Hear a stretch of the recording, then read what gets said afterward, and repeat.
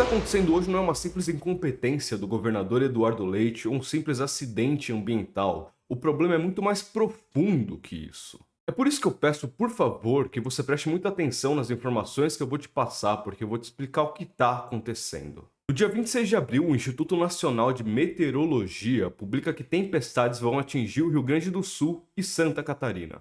O governador Eduardo Leite prefere enfrentar esse alarme de uma catástrofe ambiental justamente evitando enfrentar a possibilidade de uma catástrofe ambiental. Sabe, vamos ser otimistas e vamos pensar que essa possibilidade pode não ocorrer, então vamos ficar de boa aqui. No dia 27 acontece o primeiro temporal já previsto pelos meteorologistas. Alguns municípios do Vale do Rio Pardo registraram impactos provocados pela chuva e pelo granizo. Santa Cruz do Sul foi uma das cidades mais afetadas. Enquanto isso, Eduardo Leite passa tranquilamente uma reunião familiar em uma região que obviamente não há riscos de enchentes. Já no dia 28, a Defesa Civil registrou o impacto em 15 municípios após o temporal do dia anterior. O Instituto Nacional de Meteorologia emitiu um alerta laranja com riscos de tempestade. Ou seja, as tempestades continuariam e se expandiriam pelo estado. Eduardo Leite, por sua vez, mantém as suas prioridades. No dia 28, ele só quer comemorar um contrato com a empresa CMPC, pertencente à família Mate, uma das mais poderosas do Chile. O contrato que Eduardo Leite comemora é para a empresa chilena usar o solo brasileiro e as árvores brasileiras para a produção de celulose. Ou seja, esse cara está comemorando a venda das riquezas nacionais pros chilenos. No dia 29, o Instituto Nacional de Meteorologia emitiu um alerta vermelho de elevado volume de chuva. Esses caras acabaram de anunciar o começo do caos. Eles temiam que a situação do Rio Grande do Sul fosse pior do que as enchentes que devastaram o estado no ano passado, em setembro. Eduardo Leite, diferente do ano passado, em que ele curtiu o show da Ivete Sangalo enquanto os gaúchos perdiam tudo que tinham nas enchentes, dessa vez não fala nada e, pelo que aparenta, não está em nenhum show. No dia 30, Eduardo Leite finalmente, depois que a destruição já está em marcha rápida, decide se posicionar e publica um vídeo nas suas redes sociais. Eu quero assistir esse vídeo porque isso é o prelúdio do desastre. Pessoal, eu não sou o homem do tempo, mas toda vez que eu souber de notícia grave sobre o clima aqui no estado, eu vou vir aqui para compartilhar com vocês. Para começar, repara nisso, o Eduardo Leite já começa fazendo uma brincadeira. Ele fala que ele não é um homem do tempo. Então, o que você é, ô Leitinho? Nesse vídeo, ao invés dele passar alguma informação importante, falar para a população seguir para algum lugar, na verdade ele simplesmente é um mensageiro do apocalipse. Tudo que ele fala da forma mais tranquila possível é que vai chover e que existem áreas de risco e a coisa pode ficar feia. Não há condições de precisar neste momento ainda todos os efeitos que acontecerão em rios especificamente ou onde ventos possam formar até tornados especificamente, em algumas condições isso pode vir a acontecer por ventos fortes no estado ao longo dessa semana. A gente não tem como especificar isso neste momento, mas é uma condição meteorológica bastante grave que a gente vai enfrentar ao longo desses próximos dias aqui no estado e por isso é muito importante que todo mundo esteja atento. Nós estamos com as nossas equipes totalmente em alerta e prontas para atuação do Corpo de Bombeiros, da Brigada Militar e de todas as estruturas que nós temos para atuar nesse momento. Mas é muito importante contar com a colaboração de todos e evitarem se colocar em situação de risco. Ele não passa nenhuma informação relevante nessa porra. Ou melhor, você que tá nessa área de risco, dessa área de chuvas e tempestades, o que você pode fazer? Fique atento. E claro, vamos contar com a colaboração de todos aí para não se colocar em uma situação de risco. Olha só como é eficiente a comunicação desse cara. O que exatamente o mensageiro do apocalipse está falando aqui? Se tem uma situação de risco, eu tenho que sair ou não de casa? Se eu tenho que trabalhar e tá caindo o mundo, eu saio de casa? Mas eu preciso trabalhar porque eu preciso de dinheiro. O que eu faço, porra?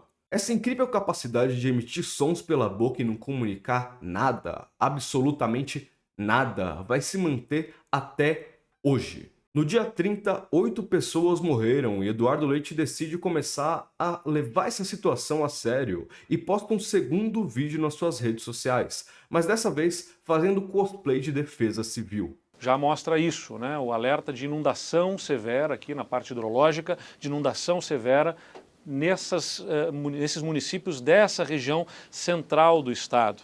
A gente está emitindo esses alertas e pedindo a todos que protejam-se, evitem deslocamentos desnecessários.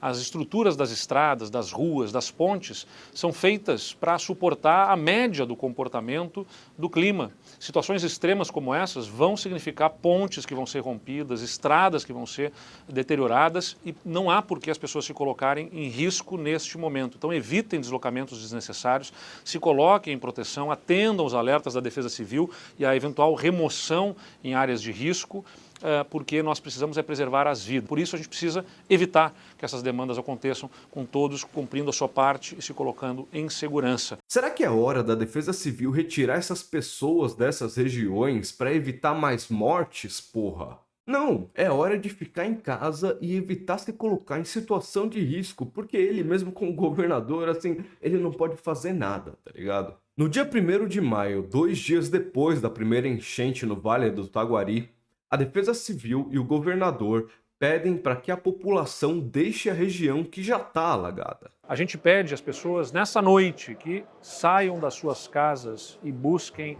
local seguro, porque infelizmente a gente vai ter na madrugada, pelo que está chovendo ainda, pelo que está tendo de contribuição na bacia do Taquari, uma elevação do rio que vai superar o que a gente observou no ano passado. Então é muito importante, ainda nessa noite, que as pessoas saiam das suas casas e fiquem em segurança, porque o pior momento vai acontecer nessa madrugada. Então, por favor, cuidem de si e das suas famílias. Mas é aí que tá o ponto. Essas pessoas, como é que elas vão sair dessa região que já tá alagada?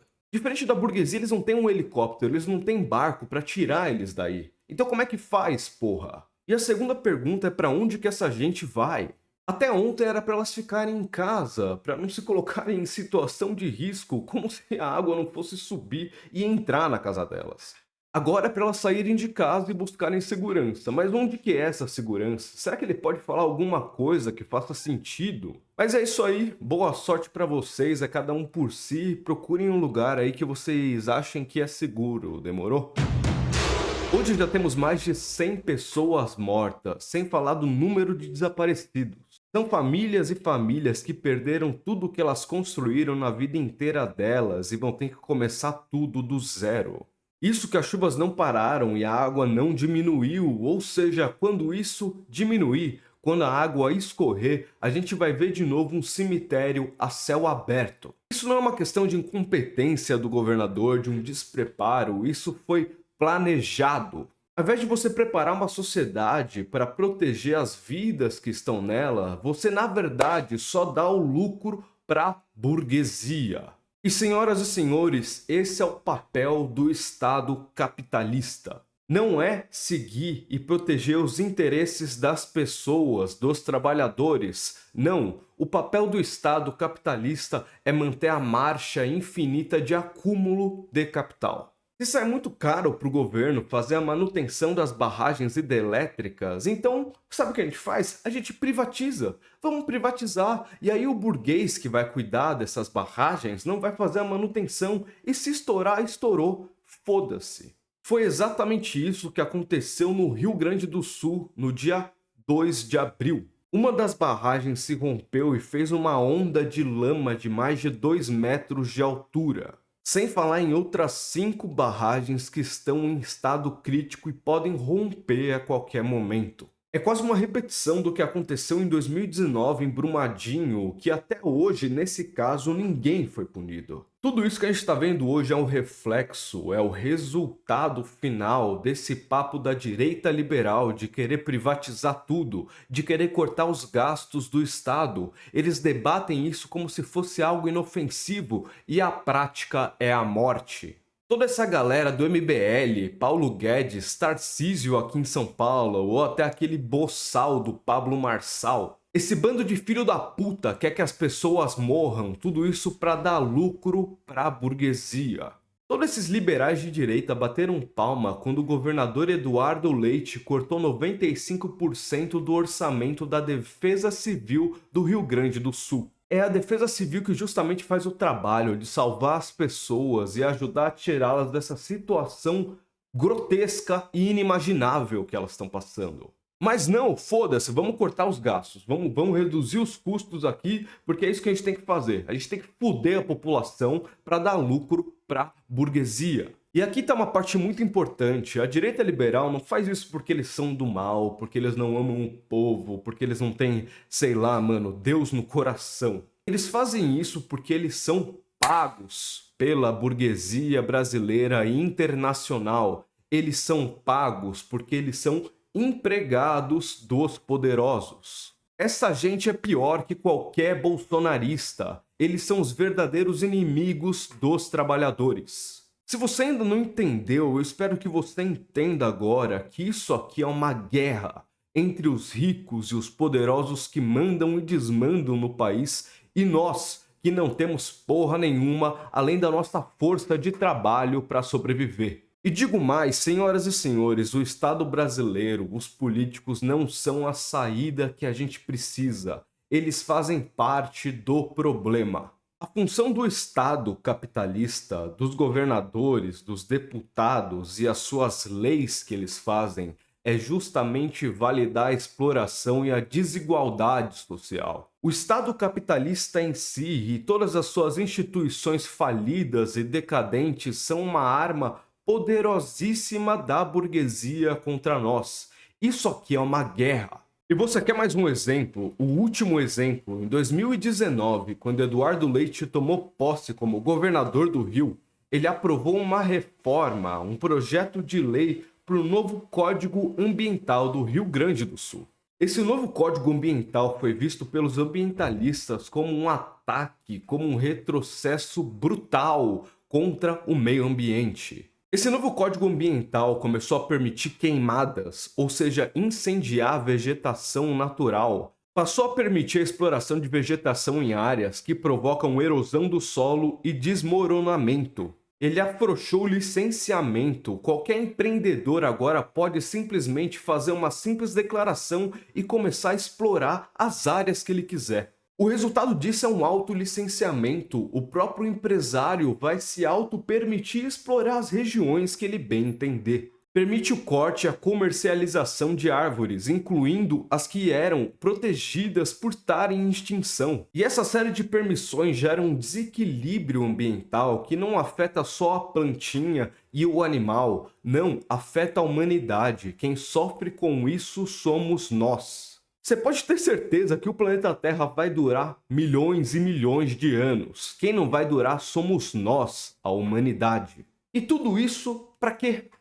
Para que a burguesia possa manter a sua marcha de exploração e acúmulo infinito de capital. Quem sai ganhando são eles, não nós aqui embaixo. Mais uma vez, senhoras e senhores, isso aqui é uma guerra. O aquecimento global não é algo para daqui 50 ou 100 anos, isso é algo para agora.